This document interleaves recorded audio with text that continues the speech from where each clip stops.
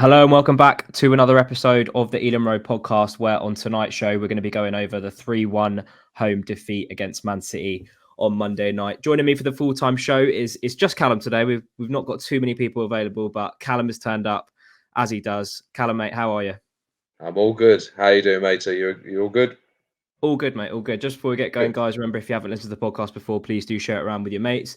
Subscribe to the YouTube and Spotify channels, and also give us a follow on our socials. That's at the Elam Road on Twitter and at Elam Road Pod on Instagram. I thought we'd start off by doing a new segment to the podcast, Callum. I have spoken on the podcast before about the kind of meltdowns that make me chuckle, shall we say, after Brentford lose a game. So I thought we'd do tweet of the week, which means every week I'm going to have a little scroll through my Twitter feed, see the most controversial tweet, and my God, I had to scroll a while this week because there were some fucking outrageous takes. But Tom Purchase 6 at Tom Purchase 6, you are the winner of this week's tweet of the week. He said after the game against Man City, "I know it is Man City, but when did the board start looking at Thomas Frank?" Callum, Yes, sir. Callum, take it away, son. I did have the privilege of seeing that tweet. Funny enough, actually, I didn't bite at it. I thought, well, you know what, half our fan base will do that instead. And no, you can't base a. I thought performance-wise, we'll touch upon it later. But you can't sack someone or even consider sacking someone when you've just beaten the champions of England, the champions of Europe, the champions of the world, and they only beat us 3-1. So, all right, you look at the bigger picture. We're not doing very well at the moment, but considering sacking one of our most influential and successful managers, don't be silly, mate. Don't be silly. Why don't you come on the show and you can explain yourself? Well, Tom, if you're a listener, that's an open invitation to come on the next episode of the podcast and state your case. I just think, You Thomas should Frank's been tag him. so. You should tag him in this I'll tag him. afterwards. I'll tag him when I put this up later on. But yeah, I think we can expect a few appearances in tweet of the week from Uzi. I think he had another one that I bookmarked earlier, but I thought this one he was just pipped by the crazy Thomas Frank shout. But Uzi might be a regular feature on this new segment of the podcast. Let's just get into City. First of all, I think we should start by saying, Callum, that in the context of the next few games that we've got, kicking off with a positive performance against, like you said, what is probably the best team in the world at the moment, won the treble last year. It looks like they're going to run away with the title this year. Well, the result on Monday really helped them, especially because Arsenal beat Liverpool as well. But it's not the worst way to start in terms of that bigger picture in terms of this month. Absolutely not. I think the first half again. We defensively played incredibly well. We had Flecken to thank for keeping that clean sheet for 45 minutes or so. So defensively, we looked very solid. We frustrated them. We got a good goal. I mean, Flecken getting the assist as well, and another goal for Morpay. So the positives were we kept them at bay for 45 minutes and scored the first goal. Negatives again for me personally would be two out of three goals were silly goals to concede. Mistakes really, I don't think you should be making. But listen, we did well, plenty of positives, and we kick on to Saturday. It'll be an interesting game for sure. Yeah, we'll get on to Wolves. Oh, you kind of touched on it, but let's talk about Neil's goal. And then we can get on to Mark Flecken's contributions, because I feel like that was a real coming of age performance and something that I didn't see coming. And it was like when the first save happened, I was like, oh my God. Then the next one happened, I was like, what is going on? He must have been smoking something before the game, because he was on fire. And I hope that's a sign of things to come. But we'll start by talking about Neil, because it just seems like at the moment you give him a chance and he's going to bury it. From where we were standing in the West Stand, I honestly thought it was going wide. Having watched it back, it's obviously a nice bit of play by Tony, and I think we need to talk about Tony's performance as well. But obviously, a great bit of screening from Tony. It falls through to Neil, and at the moment, Callum, he's just on fire. You called it on the podcast before. You said you think he's going to score a few goals for us. I think that's now 6 in his last 6 or 5 in his last 5, or one of the two. Just how impressed have you been with him in the last couple of weeks? Very much so. You give him an opportunity, he 9 times out of 10 he scores. And what I was impressed, I actually thought nothing against Neil Maupay here. When he went through on goal, I actually thought he was going to miss it. To be honest with you, just because it was a difficult one. He had a lot of time to think about it. He Mhm. had to compose himself, and the finishes of late, other than the Wolves home game in the cup, they've been, relatively easy opportunities to score, including the one at Tottenham, which was a bit of a fluke. But he had to put it away, and he put it away very, very well. So full credit to him. As you touched upon, Mike, when we signed him, I did say we saw at Brighton what he was capable of doing in the Premier League. At Everton, I said at length it was a club and in complete free for all. So it was never going to work out for him. But he's at a club that believes in him, who gave him the chance in England to start with. And I will say it again, he will score over 10 goals. We're at 7 now. I keep looking every time he scores, so it's going up again. 7 goals. Look, he likes Wolves as well, so I like to think he'll get himself a little cameo, maybe 8, get to 8, maybe get to 9 on Saturday. It's great to see. The only issue I have now is what agreement do we have with Everton? If he kicks on, he does well. Now, yes, he's in his last year of his contract after July. What figure are we realistically looking at if a striker has gone and scored 13, 14 goals, in the season? It will come with a price tag. So, but he's doing well. I think everyone will be very pleased. Very pleased. Yeah, I think the thing that impressed me the most about his performance, well, his overall performance impressed me a lot, because obviously he got the goal, but I feel like coming up against Man City, where we don't have a lot of the ball, he was actually an outball a lot of the time. And I'd like to see his kind of dual percentage and his pass completion. I haven't actually checked, but his overall performance, as well as the goal, he was my man of the match, and long may that continue. Let's get on to Flecken, because we've debated him on what feels like every episode of this podcast since he signed for us. Made the most saves in one half, I think, this season at the Premier League scene. He's the only keeper now to have an assist in the Premier League this season. Just in terms of what that's going to do for him, and on the back of the interviews he's done since the game, and he says something along the lines of, these are the levels that I knew that I could hit, and Thomas Frank's been saying it is why we signed him. I'm really hoping now, Callum, that he really kicks on, because not only was he saving everything that came at him, and even the goals that we conceded, I don't think he could have done much about any of them. Phil Foden's just an incredible player, and I think even with a header, I know some people are saying he probably should have got there, but that just kind of mars it. For me, it was a great performance from him, and something that I hope he continues into the next few games, because we're going to need him against some of the teams we're playing. Very much so. I mean, I pick out the Haaland save. I actually think that was the one that stood out for me. Haaland's, with what he has in his locker, he is an incredible football player. And when he went through, I was saying straight away, I said, this is going in. But how well he was playing, the confidence he had. It was great to see, and I hope he kicks on. I mean, I remember a month or so ago he had an interview, I think, with the club. I think it might have been Stu Wakefield or someone similar, and he talked about the mental impact of coming over to the Premier League, and the how difficult it was, because there is you keep being a goalkeeper is hard enough, but in the biggest league in the world, I mean, everything is on your shoulders. Everyone will scrutinize every single mistake that you make. So I full credit to him. Some will say yes, Foden's header slightly frustrating, but it was a difficult one. It was low. He might have been expecting a bit more defensive cover there, so he may not have expected Foden to even get to the ball in the first place. But fantastic performance, and hope he kicks on. I really, really do. I hope he does. His goals prevented bringing his goals prevented down, just because of the sheer amount and the volume that he had to save throughout the game. Just before we move on, I don't know if you have seen any of the fallout from the Morpay and Kyle Walker discussions. I don't I know if you've been have, tuned yes, into that. very much so, very much so. And they've Neil got Mo a interpretator. Oh Yeah. my word!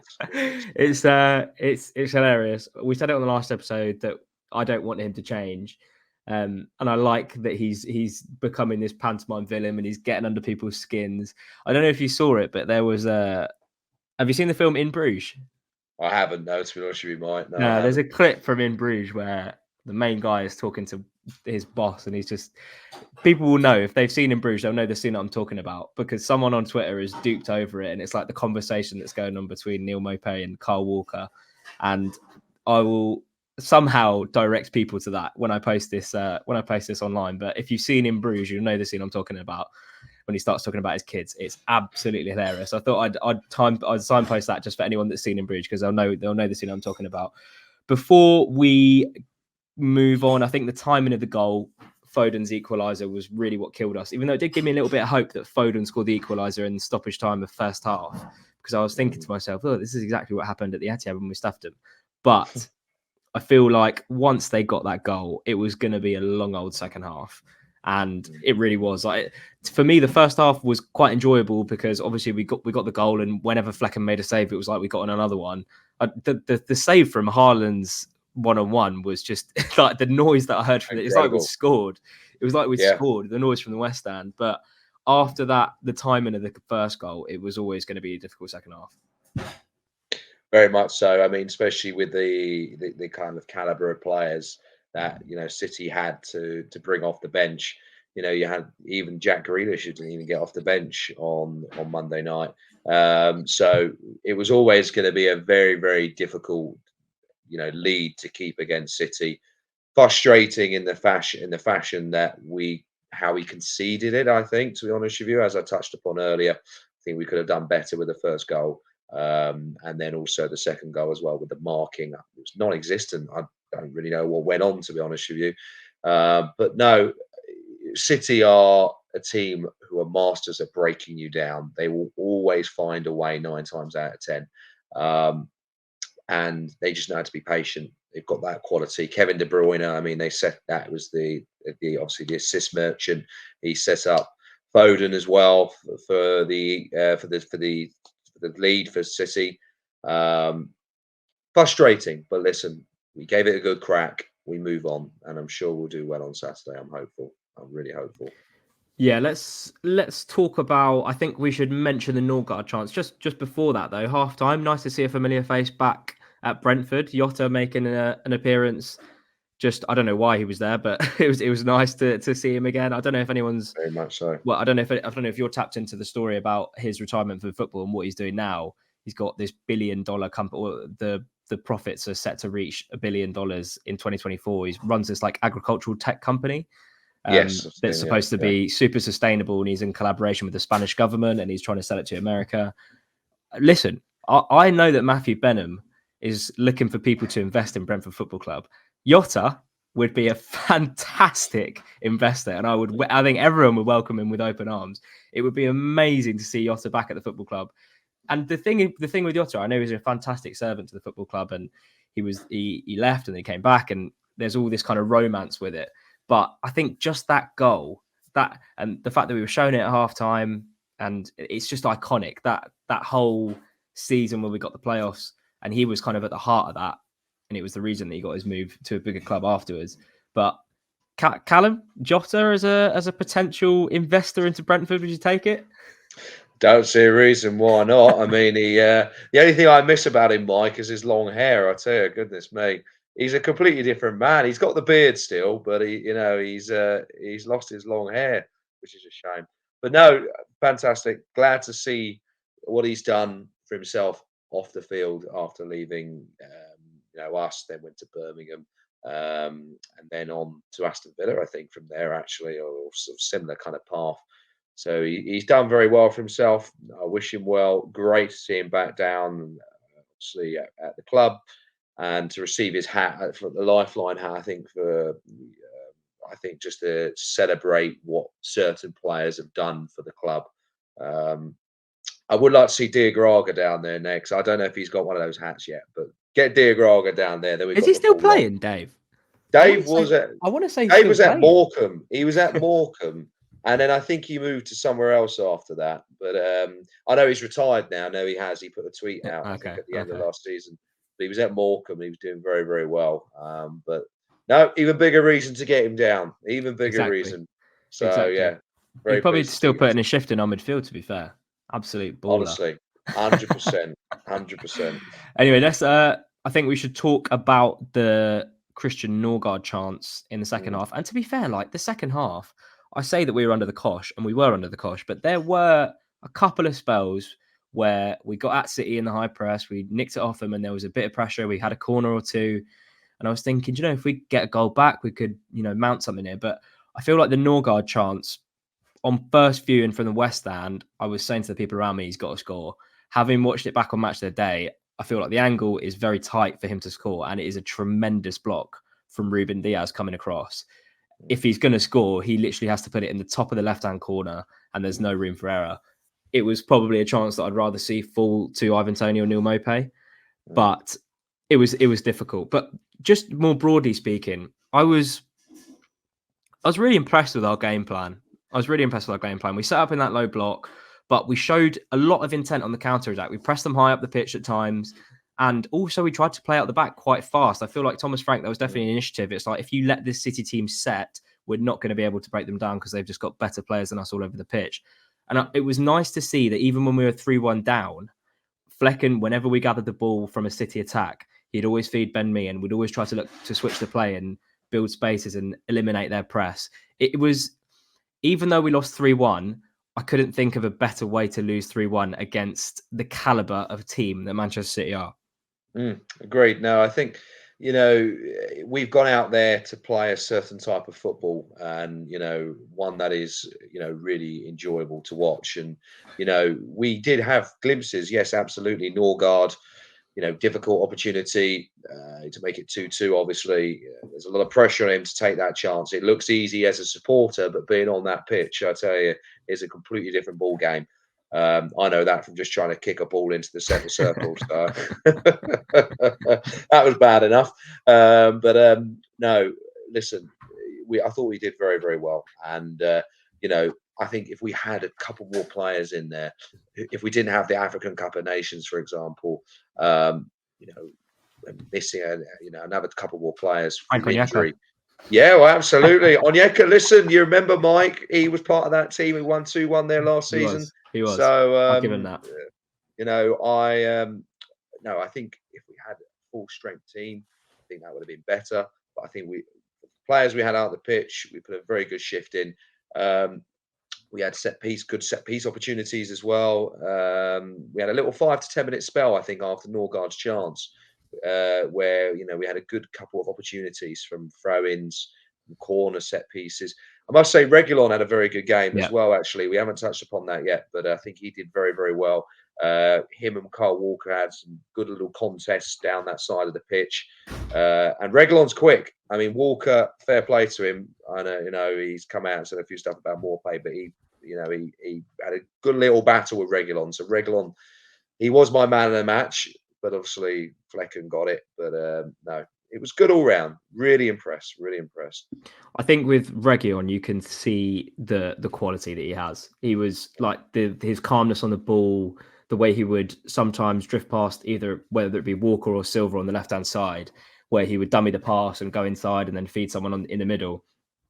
You can see that there's class to that player. And you're absolutely right. It was a really good full debut. And it's nice to know that we have a top quality left back for the games that we're going to play against teams where we feel like we should at least be getting a point, or the crunch games. I mean, look, we came to the Man City game knowing this isn't the type of game that we need to win if we want to steer clear of relegation this season. It's the game against Wolves on Saturday. It's the game against West Ham at the end of the month. And then it's whoever we play after that. It's just these next run of 12 games, we need to pick up points where it's possible to pick up points. We've got to be realistic. We're playing Man City at home. They've just won the treble. It's at the worst time of the season that we could play them, because it's around this time where Pep Guardiola just starts to lean forward and it's game over for everyone. Whereas when we played them twice last season, it was before that purple patch that they always go through, and it was after they'd already won the league. So we need to be realistic about the games that we want to win if we want to stay clear of relegation. And to have a player like Sergio Reguilon fit, and he almost got 90 minutes under his belt the other night, and he looked really, really good. So that's a massive positive to take. There's a lot of positives to take from this performance. So, all the people saying doom and gloom, we're going down. It is worrying that we've thrown away another lead, but it's not worrying that it's less worrying because it's against Man City. There's one place to to fight for. I think the bottom two have gone basically, unless it's an absolute miracle from them two now. I'm still frustrated we lost to Sheffield United, but those two realistically, when you look at the games they've played and of the points on the board, you've got to say they're probably gone. It's that last position where everyone's fighting in there. You've got Everton, you've got Crystal Palace, you've got Luton, you've got us, you've got Nottingham Forest. There's a lot to play for, but I have said previously though I think we'd be okay. I'm a little bit at the moment, but I think if we keep, I think the thing is important now is we keep players fit. Like we need a full strength team to get us through this difficult period. We have players coming back in the next few weeks. The bench is going to look very, very good when these players come back from the African Cup of Nations and the Asian Cup with Godos as well. So, we just got to get through this patch. It's hard to see. I was looking at the Sky Sports, table the other day, and it's just red, red, red, red, red.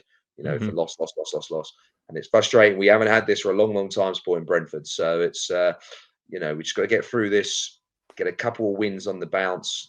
You saw that earlier in the season, what 3 wins in a row did. That really did catapult us up the league, and it will again. You look at Wolves. We touched upon obviously with this week. How 1 win can turn into 2 to turn into 3. Anything can happen in this league. Anything can happen. It's that close. So fingers crossed. I think we'll be all right though. I think we'll be all right. Yeah, let's touch on Chris Ayer and Mads Roerslev. Kind of that they overlap when you talk about the two of them because one of them's replacing the other one. I've seen Mads Roerslev come under a bit of stick in the last few weeks. I actually thought he did all right against City. It wasn't going to be a game where he's going to get loads of joy down the right-hand side. It's just not how we were going to win that game. We were always going to win on the break, and Mads is defensively a better player than he is offensively. But I think the weird thing that I don't get and I don't really understand is the fact that Chris Ayer, I don't know, it must be a fitness thing because I'm thinking in a fully fit, if Mads Roerslev and Chris Ayer are fully fit, I'm thinking Chris Ayer offers more than Mads Roerslev going forward and more than him defensively as well. So are you thinking it's a fitness issue there with Ayer? It's difficult to say. I'd love to, you back in the day, you used to hear from the fitness department as to what was going on, but now you don't.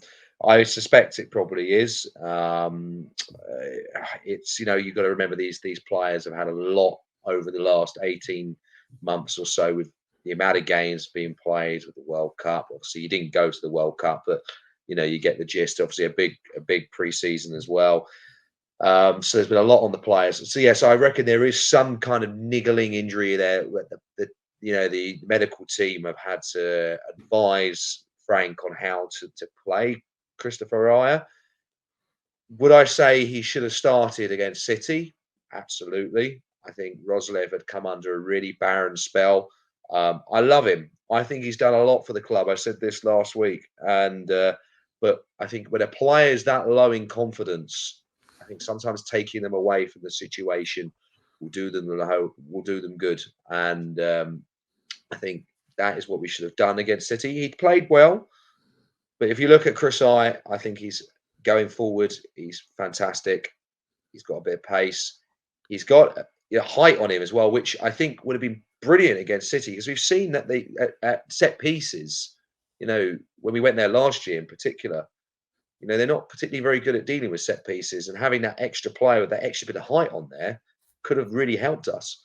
So, but no, who knows? I'd love someone to come and answer again, like if you're watching the medical team, because there's a lot to talk about you at the moment. So if you want to come out and say yay or nay to whether he's got an injury or not, then yeah, crack on.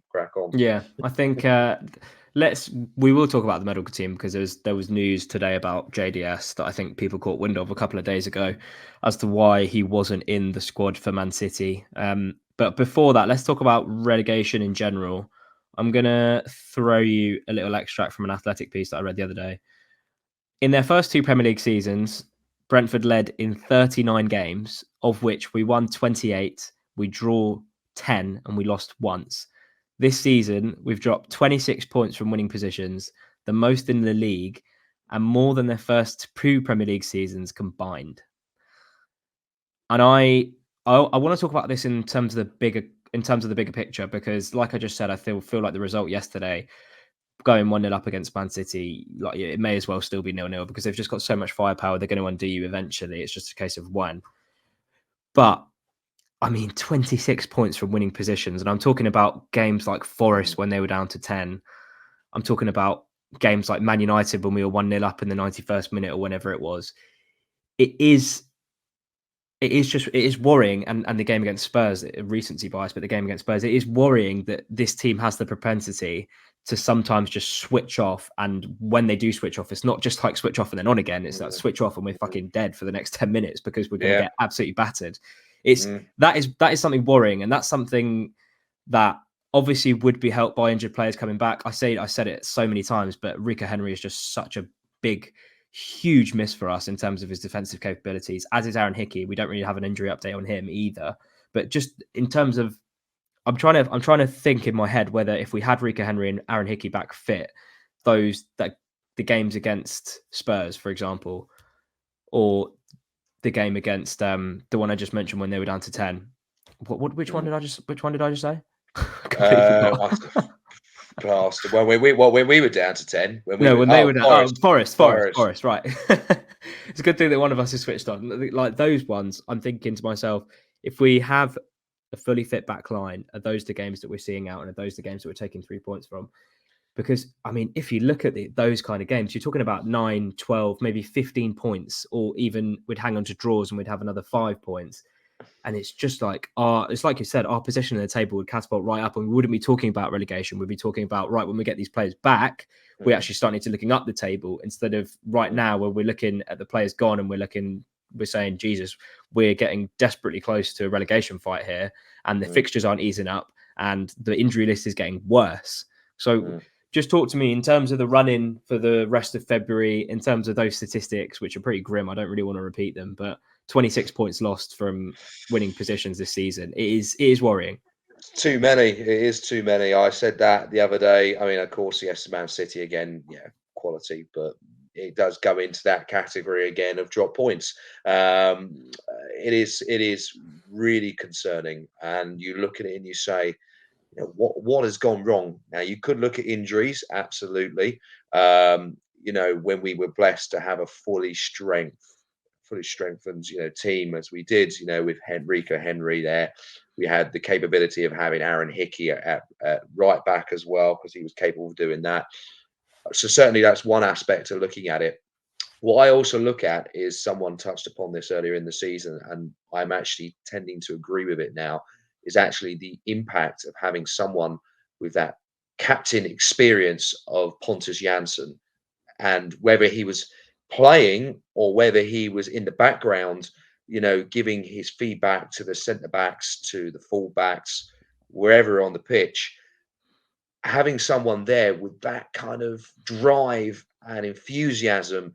I think Ben Mee's got that, but I don't think he's got it anywhere near, or any of the other players do, as much as what Pontus Jansson did.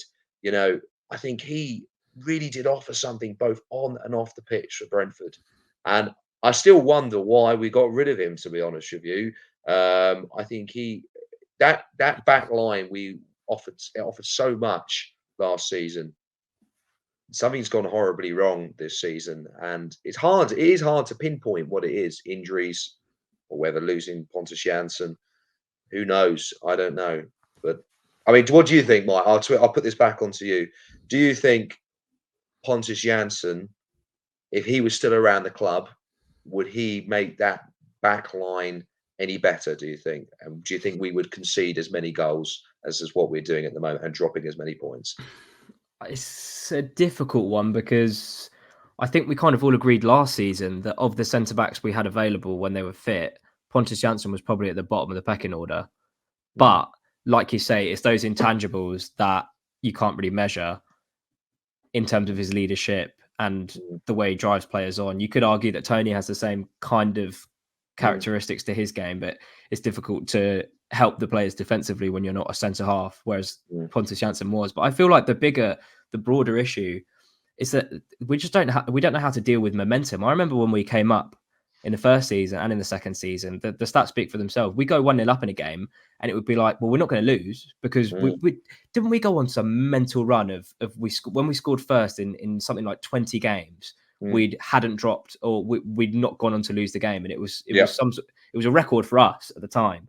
But it's Mm, just I'm just seeing this season when the momentum shifts, it's like the crowd gets up and our backs are turned. And the amount of times I've seen us score, it's like Craig said before the last game: if we score first against City, we're stuffed. mm, Obviously, because City being City, it makes that stat or that sentiment kind of irrelevant. But it is kind of like we go 1-0 up. We'll go 1-0 up against Wolves on Saturday, and I will not be confident for the rest of the game that we're one going to keep a clean sheet or two going to get a second to kill the game off. Whereas mm, there was a turning point last season where I think we were kind of saying the same thing around the Nottingham Forest game, the 2-2 draw. And it was like, we need to get this third goal. We need to get this third goal or the second goal when we're 1-0 up. And I was confident post Man City after that when we went on that incredible run when we'd won like 8 and 9 or something like that. It was we would get that first goal, we'd soak up the pressure, we'd hit them on the counter attack, and we'd kill them. We'd kill the game dead. But this season, we're just not dealing with the momentum shift. And I don't know if that's coachable because I'm not a coach, but we need to get on top of it because if it keeps going this way, we're going to drop even more points, and that's when we're going to be in real trouble. But like I feel like the most telling part of what I just said is that we'll go 1-0 up against Wolves on Saturday, and I'm no more confident than I would have been before the game, and I think that mm. says a lot. Very much so. One thing I would say is also as well, what's concerning me is just the sheer amount of goals we are conceding at the moment as well. Now, I think on average we are conceding at least 3 goals per game at the moment. You know, we conceded three, obviously on Monday. We conceded. Who do we have the week before? Tottenham 3, Tottenham three. Wolves. All right, that went to extra time. 4 at Three. home. There you go. You see, this is the thing. It really is a concerning picture, and you've got to wonder again what is causing it. You know, what is this issue as such that is. You know, I don't mean to touch upon again on Monday, but that space that Foden had, the team completely they were nowhere to be seen. I mean, he just walked in between Pinnock and me, and I think it was, and that was that. He could have even taken a touch. He didn't have to edit. You know, something is not quite right there at the moment. But listen, they've had the pressure's on them at the moment. Maybe that's why we just need 1 or 2 wins, and then it then changes again. So listen, I don't see a reason. Wolves are on a high at the moment, but we've proved when we went there in the FA Cup we can give them a good crack. So I don't see a reason why we can't go and get a draw. But it's just key. We need to go on. You were going to I say. think as well with the five at the back that we seem to be consistently playing at the Mm, moment, whether that be against the top six or not against the top six, we're conceding goals that a five at the mm, back formation is meant to alleviate. very I much think back so. to Palace when we started at five at the back, and we were all kind of saying before the game, five at the back against Palace, like come on, let's have a Mm, fucking go. And then yeah. we concede 2 goals at the back stick that we should not be conceding when we're playing at five at the back and looking to minimise the spaces in the penalty areas. Mm, And the same happened against City. And I know I have to caveat that with it is City. They're going to find pockets anywhere on the pitch and everywhere on the pitch and exploit you and hurt you. But just the game against Palace probably sticks out the most because of recency bias. But the fact that we conceded 2 back post goals, and obviously you do have to caveat that with Salmon Ghoddos isn't a national left wing back, but there's got to be more communication there. I mean, with Pinnock's, mm, with the goal we conceded against City, the first one, Foden's first, someone's got to give Pinnock a shout there and tell him that no one's around him. mm, Either chest it down and get it out, or head it back to Flecken, or do something. Don't head it straight back into his path. But it just seems like at the moment the communication isn't there. We're not handling momentum great. We're playing five at the back, and we're still conceding a lot of space in our penalty area. It's worrying, and it's especially worrying, Callum, because on Saturday, normally I have Craig at this point to pull the fixtures up, but on Saturday we play Wolves, which we'll touch on as well. I think that would be a completely different game to the last three we played against them, purely because we have Ivan Toney. But Saturday, Luton play Sheffield United at home, and assuming they win that game and we lose, Luton could leapfrog us in the table. That wouldn't put us in the bottom if Luton won on their own, but Everton's result at City, you can kind of write that off because I don't think they're going to win. But Everton play City away, Liverpool play Burnley at home, but Luton in that Sheffield United game, and Luton just seem to be going from strength to strength at the moment. I'm trying to see who Forest have got. Forest have got Newcastle at home as well. I mean, the City ground is a difficult place to go for any team, and Nottingham Forest are coming into that game having thumped Newcastle 3-0 at their 3-1 at their place a couple of weeks back. But we could really be looking at a situation next week where Luton have leapfrogged us on the table, and just I think out of anything, the fact that Forest could well be getting a 10 point deduction this season is really like I'm praying for that points deduction, because Luton just like scoring 4 goals at St James's. I don't think anyone saw that coming. 4 goals against Brighton as well. It's like they're starting to come good, and I want Luton to stay up, but like not at the expense our of expense. us. Yeah, Not exactly. not at our Exactly. expense. No. It's getting a bit worrying with the games that we've got, and especially if you look at our last 4 games. I think we played Forest, I think we played Luton, I think we played Burnley, all in those last 4 games. And I know that we've spoken about on the podcast before. We kind of want a little bit more jeopardy, a bit boring, finishing in mid-table. But Jesus Christ, Callum, it is going to be squeaky bum time if we don't start picking up points fast from the games that we need to be picking up points from. Very much so. No, very much so. I think it's going to be a very interesting weekend, this one. I think it's the kind of game Luton could lose, though, actually, because it's the first time probably this season that they've gone in as favourites. Exactly, yeah. So, exactly. I've heard it all before with us in the past where we've been favourites and then it's obviously gone against us. So I think for Luton, what the thing is key is they keep Ross Barkley fit. He completely controls that midfield for them. I say it all the time on my social media page. I am honestly, I really don't understand why more clubs didn't give this player an opportunity for a free transfer. 27, 28 years old. He's gone to the big clubs. He's done very, very well. Didn't work out as much in France. He looks an incredible player. And the way he passes that ball around, and I'm saying they got him on a free transfer. Honestly, I'm surprised no one went and tried to make a bid for him in January, because Luton, realistically, I don't know how they would, if they would stop him as such, but I look at it and I say, they've got a chance. Brentford, yeah, absolutely. Genuinely, look at their players man to man at the moment. You've got Adebayo hitting form. Ogbeny's been good all season. Amari Bell looks decent at the back. Obviously, there's lost Lockyer in midfield, but they've got Sammy Lokonga, which is I thought was a coup for them. Ross Barkley as well. They've got really like decent players, enough good players to keep them in this league, and I think that they will. Whether it's at our expense or Forest's expense or Everton's expense, because like you said, I think the bottom 2 are nailed on. But it's just, I don't know. I think like the next month, we touched on it before off camera, but the next month, I feel like if we pick up no points from our next few games, I still think we'll be okay. Don't get me wrong, but it is going to be like, wow, okay, now every game is massive, and we don't need that pressure. We really do not need that pressure. No, I mean, not. we'll talk about the next game against Wolves. First of all, I think we've got to talk about Josh Da Silva. Came out today that he sounds like he's done his ACL and his MCL, or his ACL and his meniscus. He's going to require surgery. I think people caught wind of it a couple of days ago from some inside information, but I think there's a few things to pick apart here. One is that I feel so sorry for Josh Da Silva. I mean, if you look at his Brentford career, he was absolutely fantastic for us in the Championship, our best player in the season that we got promoted. He misses out towards the end of that campaign with a hip injury. He's out for ages in our first season. Then he comes back. Then he does his hamstring. He's out for ages in our second season.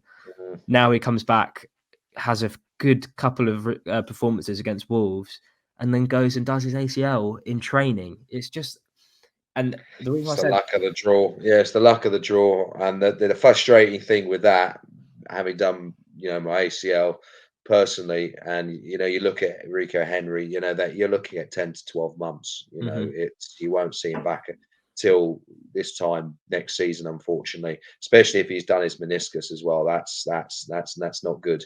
And I'm gutted.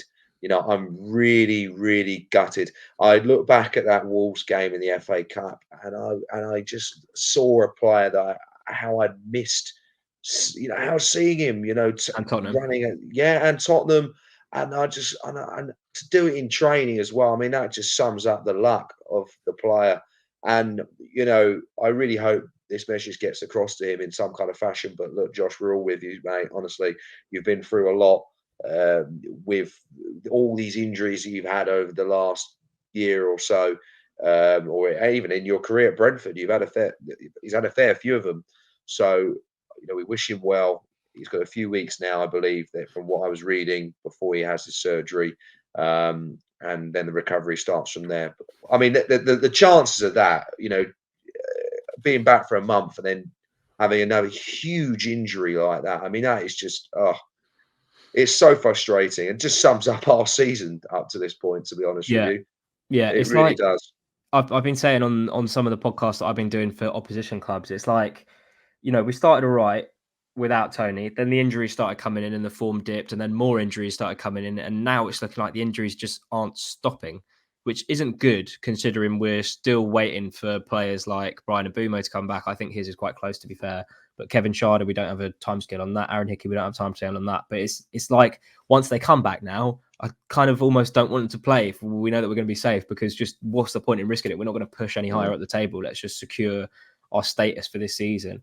But onto it's kind of sad for Josh De Silva, because I'm not sure we'll see him play for Brentford again. I know that he's contracted until the end of this season, I want to say, but we've got an option to extend it by a year. But I mean, ACL, like you said, it's a season out, and Mm. I'm not sure. The thing is, I'm not even sure he would want to stay, considering the lack of game time that he's had when he's actually been back in. He's not been favoured by Frank, so it's sad. I can see a contract offer coming, Yeah, because obviously his contract is up at the end of the season. Am I right? This season, is it I next season? think it's this season or it's next season. It's one of the two. So, Brentford are going to have to be savvy on this one and offer. I mean, we've seen it before where Brentford have offered contracts to get their player back to some kind of fitness and then decide from there of what goes on. I don't think it is the end of Josh De Silva. I mean, of course, you look at him and you say, well, now he's got this huge injury. Our club's going to want to take a punt on him, knowing of what he's had over the last year or so, in particular with injuries. Um, I think there would be a few, but not as high as what he probably was No. expecting to be before this point. So Brentford, I hope, will offer him something, get him back, see what they can do with him next season when he comes back around, hopefully the January, February time, and then kick on after that. But yeah, And gutted. he's only Absolutely. 25 as well. Yeah, I know Only this is. 25. I actually thought it might be one of those scenarios. And I hate to say it, where a player just calls quits and just says, Yeah. why do I bother?" I Like, mean, to be honest, I don't blame him. Like the mm, last 3 seasons has just been, it's just luck has just been mm, completely shot. And 100%.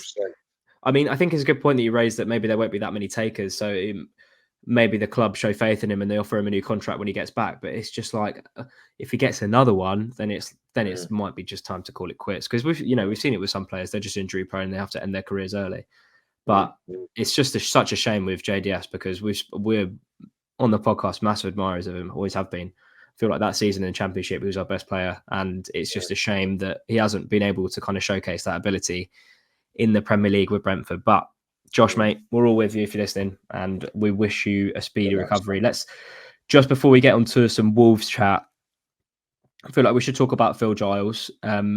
Ever in the Brentford conversation, ever in the Twitter conversation when it comes to things that are going wrong at the club.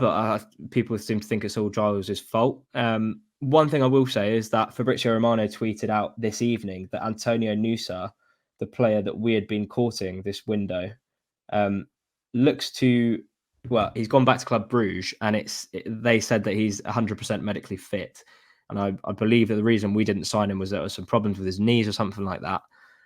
And I think negotiations are still ongoing. I think Giles said in the long read that he did that the club do every time there's a transfer window, that some of the work that we've done in this window will help us out in the next window. But whereas for a player like Kevin Schade, I think we wrapped up the deal and then he went back out on loan straight away and then he came back. It might just be one that we secure in the summer. But just Phil Giles in general, January transfer window in general. Obviously, we got Reguilon in. That was the main priority, but we missed out on Nusa. I think there were a few other rumours around. Don't know how much was in any of them, really, to be honest. But I would have said in a team that is lacking wingers right now, in terms of Brian Mbumo being out, Wissa being at AFCON, and Kevin Schade being injured, and the long injury list that we've got that's preventing us from playing a 4-3-3. Maybe for our benefit, because we've actually looked quite good in a 3-5, in a 3 with Neil and Tony up top. But your assessment of the January transfer window, Callum, are you underwhelmed like a lot of people are? 100%. I think it's been one of the worst transfer windows in general. Honestly, I didn't even watch a day of that show on Sky Sports. It was a shambles, the whole thing. No one did anything. Now I know that's And what partly about down to Brentford? well, fair enough. Well, Brentford's window. I don't care about anyone else. fair enough. Brentford's window. Well, anyway, I'll give you it in a gist and just say no. It was a pretty poor window. I think we needed. I, I mean, I don't know what we like with FFP, but obviously that's the reason why a lot of clubs didn't do business. But look, I think we got Reguilon in, great. But I know you touch upon a winger, but I think we needed a centre back because if we're conceding all these goals at the moment, we needed someone in there to go and sort this out really. Um, but that didn't happen. Frank actually said, funny enough, in his interview after the Tottenham game, that we might have been looking at one player, which kind of got me excited. But it was disappointing. I think it was really disappointing. And you talk about signing Musa in, and I'm just like, I don't know what shenanigans have gone on there. To be honest with you, I don't know whether Brentford are trying to pull a fast one or not. I suppose we won't know, but I I can see what has happened personally. I think Bruges have probably trying to put him on the market effectively and say, look, there isn't a problem here. Obviously, the clubs will do their own medical assessment, but to them personally, he's fit. So they're saying to Tottenham, apparently they were interested, come and make an offer. Trying to get an auction going, basically. Um, I don't think he'll sign for us in the summer. I don't think he will. I think we've missed our opportunity with him. Um, what's frustrating is, a Brentford fan saw him on the flight back to Brussels, didn't they? I don't know if you Yeah. saw that on the Yeah. GPG. Yeah.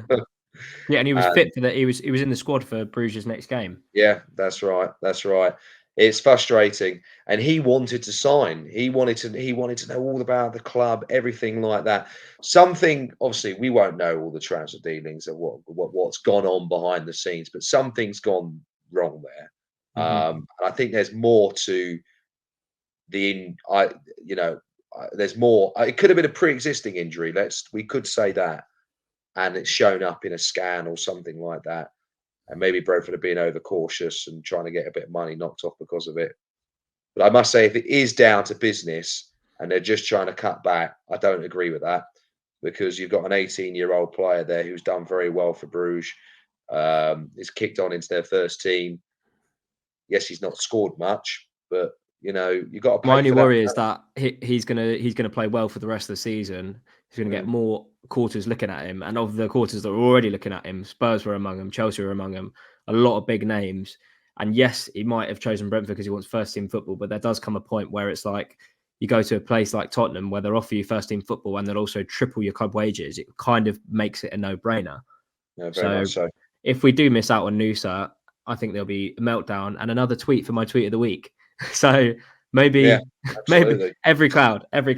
But yeah, I think transfer window was a bit uninspiring. I mean, Phil Mm. Giles takes a lot of the stick for it. I don't really see the I don't get people directing their anger at Phil Giles when he's been at the club this long, and this is kind of the first window where he's cocked up. Yes, some of the signings that we've made have been questionable in terms of the ones that haven't quite hit the ground yet, and they've been at the club a while.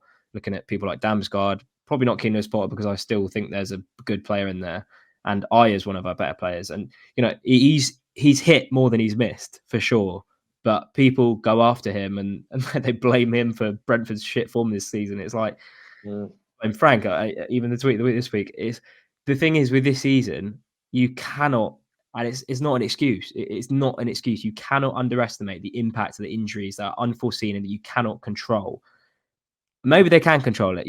The amount of injuries that have happened in training this season, I don't know what the fuck they're doing down at Jersey Road, but it does not sound good. No, it's not great. It's not great. No, I think it's just the amount of games they've played. Honestly, I'm telling you, you wonder why the clubs aren't now. The Premier League have said now they're not doing that pre-season tour. What they did with us in America. Now, whether that's down to the lack of interest, I don't know. The pitches were an absolute state when I was watching it on television. They looked a right old mess. So whether clubs have said we don't want to do it, and then that's the end of that. But I think you look at it, and I say it again. The part of the injuries have been caused by just too many games. Pre-season tours like that, pointless in my opinion. I don't think great exposure, yes, but if you really think it's worth it, shipping all the players out there for a week in America, not at all, not at all. Some may say otherwise. There probably will be. I wanted to go out there and watch it. I don't know if you went. Did you go, Mike? Did you go? No, I wanted to. I think it's beneficial, and it's something that the club definitely needs to do if they want to grow into different markets. But I do see what you're saying with a lot of our players being international now. They're going through World Cup qualifiers. They're going through Euro qualifiers. It is a lot of games, and it's a trend that we've seen across the Premier League this season. There has been an abnormal amount of injuries. I feel like every kind of team you mention, whether it's United or Brighton or Spurs, it's like injury crisis, or Newcastle, injury crisis. And we have unfortunately been at the top of that list in terms of days missed through injury. But it is definitely this season, there has been noticeably more injuries in every club. And it's got to be something. The only explanation is the sheer volume of games. But we love football, and I want to see more football. I'd love more football, but Absolutely. when it's to the detriment of players staying fit, then there's a debate there to be had. But you and I talking about it on a podcast, Callum ain't gonna do a fucking thing. So, Very true.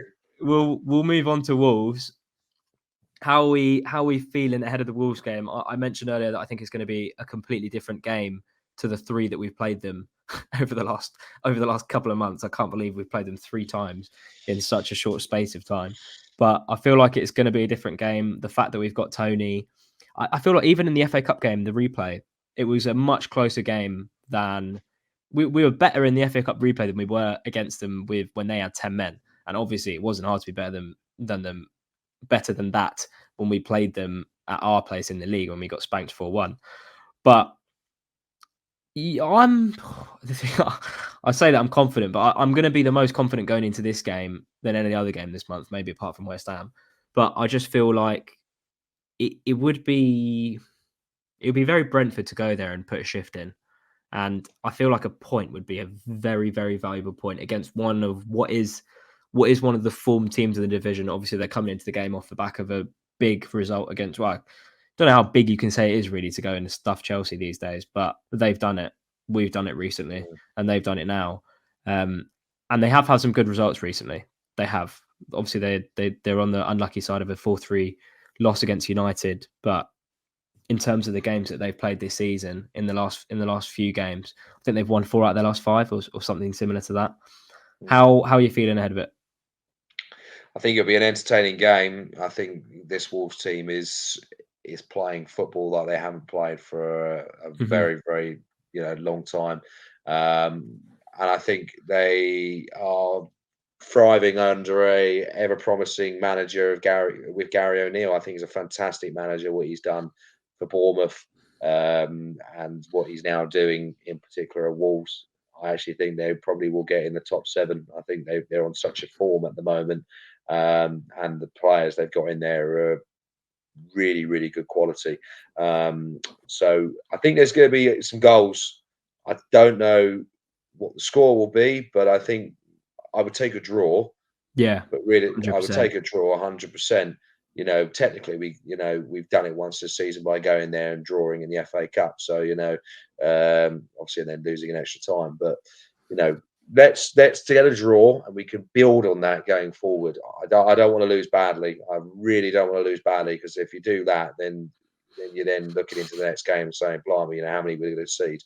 So put on a good performance, score some goals, try and keep a clean sheet, and if not, come away, with at least a draw. At least a Yeah. draw. That's all I want from the team. That's all I want. The All I want. performance needs to be there. I remember last season we went there and we lost 2-0, I want to say. That was right. And it was 2-1, one yeah. of the worst performances of the season. There was no fight. There was no clear-cut chances for us, apart from maybe Tony hit the bar, I want to say, maybe. But Tony scored, didn't he? And very late on, I was already back to the train station by then. It was an did he absolute score? shambles that day. He did score, yeah, he did. I thought it was Yeah. 2-0. It was 2-1. He scored late on, didn't he? And I must have been gone anyway, to be honest. yeah, no, you were gone. Yeah, I think I remember very well. We were long gone. It was just a day which we didn't turn up on. We didn't turn on. We don't need that. We need good performances, and they've all been good performances since Tony's been back, and it's been built as this return. Tony's going to be back. We're going to be a completely different team, and at the moment, we really have been. And if we go to Wolves and we put in a terrible performance and we lose 2 or 3-0, it's going to be head scratching time, because then it's like, well, we can't go to a team like Wolves, who before the season we would have said we should be competing at a level that Wolves are competing on, considering Gary O'Neill came in and had about 3 days in charge before taking over. And, they were favourites to be amongst the relegation fighters this year. We need to be going to Wolves and at the very minimum putting in a good performance, because we come away from there with a terrible performance and a 3-0 loss. There's going to be some more tweets of the week. I can tell you that much for free. Couldn't agree more. I couldn't agree more. I think that'd be a good place to wrap up. The Eden Road podcast will be back tomorrow, hopefully for a proper preview of the Wolves game with Harry from the Wolves 77 podcast, who I did the last preview with. He hasn't replied to me yet, but he did say that he was up for it. So I'm hoping that he will get back to me in the next sort of day or so. And if so, we'll have a Wolves preview coming out tomorrow. So keep your eyes peeled for that. In the meantime, please do drop your comments for the next episode. Are we going down? Do we have a chance against Wolves? Will Ivan Toney make a difference up top? I want to know. So please let us know in the comments. I'll do my best to reply, and we'll bring those kind of talking points to the next show. I've liked how we've had that over the last couple of full times. It's nice to see people interacting and telling us what you think, because that's the way we do it. That's what we like. And whilst you're at it, please do go and share the podcast with a friend, as word of mouth helps us out massively. Subscribe to the YouTube and Spotify channels, and also give us a follow on our socials. That's at the Eden Road on Twitter and at Eden Road Pod on Instagram. Callum, it's been a pleasure, sir, and I will see you on Saturday. Always. Thank you very much. See you later, all.